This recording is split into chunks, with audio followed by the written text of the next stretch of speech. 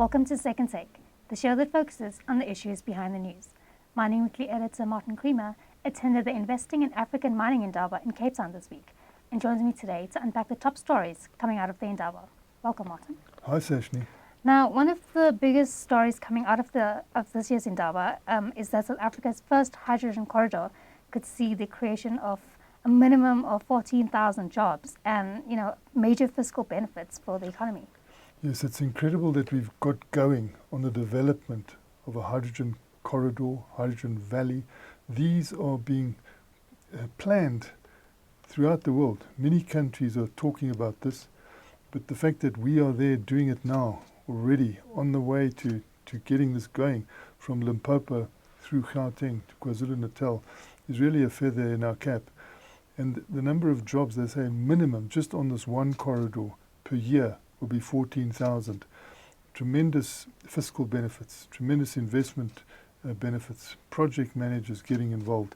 Country, like South Africa needs this at the moment. It needs this sort of investment.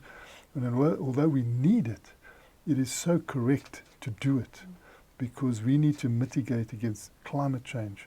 If we don't mitigate against climate change, this will be catastrophic for the world. You can't say we must be out of it.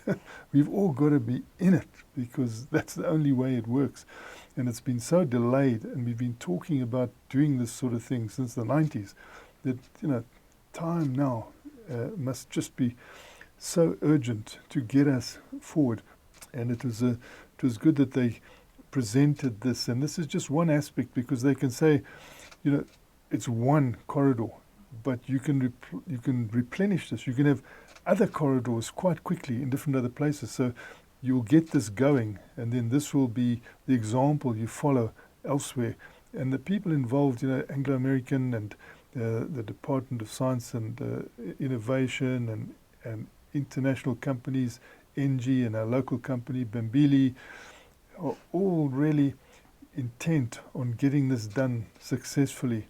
And the enthusiasm around it is great. But the bigger picture is so important that we get this done. President Ramaphosa also addressed the Indaba and he lent support for a hydrogen economy. Yeah, it was. It was quite comical because he came in with the four presidents from Botswana. Well, it was himself, Botswana, and it was Zambia, and the Democratic Republic of Congo was the Prime Minister. And there was quite a lot of conviviality.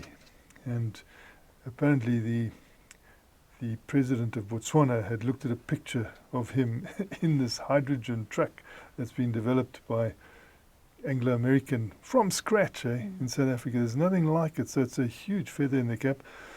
And he said, he was so enthusiastic about this that if he gets fired, he thinks he'll apply for a job to drive around. Although they didn't let him drive it, he was a passenger in the vehicle, and apparently he was so full of joy. And the vehicle is colossal. I mean, just the tires are sort of double anyone's height. Then you look up at it, massive.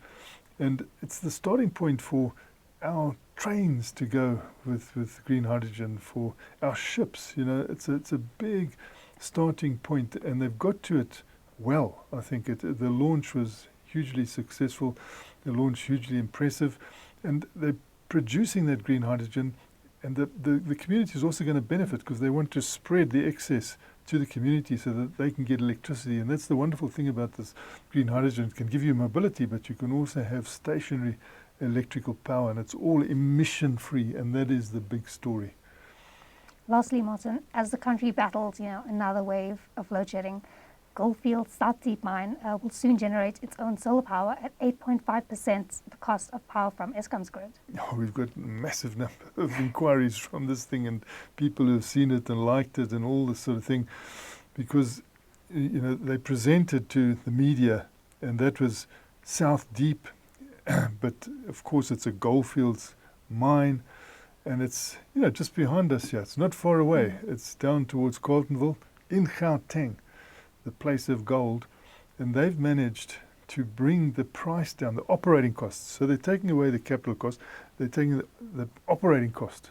They're going to produce that electricity at 8.5% of the price that you have to pay from getting it from on the national grid. I mean, journalists were saying, what? Can you repeat that, please? What, you're saying 8.5 or 85? Give us the figure, because nobody could sort of get it into their heads that this was such a low generation. And not only that, but it's clean energy. This is renewable energy. It was going to be 40 megawatts, now it's 60 megawatts already of solar power. And the investigation is deep now into wind energy. They believe they can get the wind power there as well.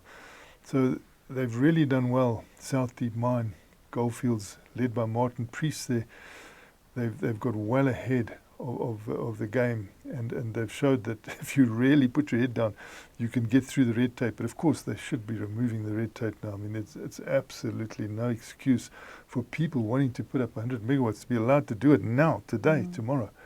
And you still find a little bit of red tape there. Hopefully they can chop it out. Thanks for speaking with us, Martin. It's a great pleasure, Sashni. That's it for today. Join us again next week for more news analysis on the local and global mining industries. And don't forget to listen to the audio version of our Mining Weekly daily email newsletter.